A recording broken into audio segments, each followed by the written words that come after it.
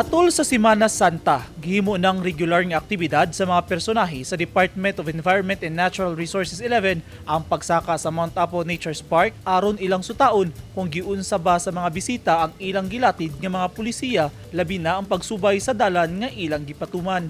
Usa sa mga pulisiya nga ilang gipahugtan mao ang pagdala og balik sa ilang basura kay hugot nga gidili ang pagpataka og labay sa basura sa kabukiran.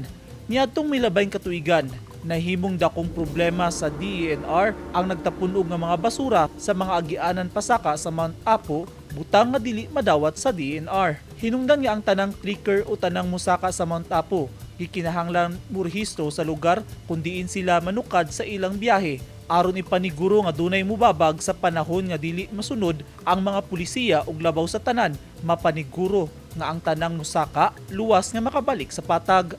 Giobserbahan usab sa DNR team ang presensya sa mga baboy ihalas tungod kay kaniadto. Hinay-hinay na kining nawala tungod sa illegal nga pag-ihaw niini. Bisan kun kini hugot nga ginadili sa balaod. Usa sa gipatuman sa 2022 Lenten Climb mao ang pagsunod sa giya sa Interagency Task Force on COVID-19 nga dili magpunsisok sa usa ka lugar ang mga musaka sa Mount Apo.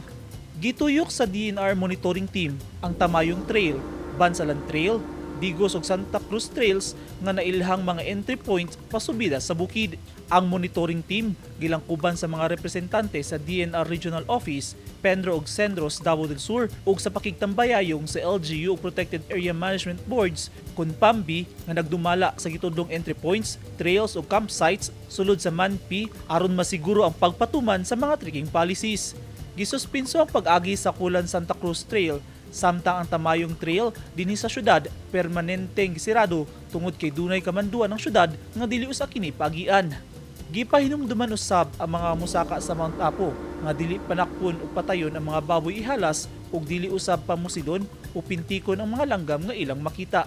Ang annual Lenten Climb monitoring sa DNR 11 gipahigayon niadtong Abril 11 hangtod Abril 17, 2022. Eugene Hinutan, Newsline Philippines Davao Region. Stay safe.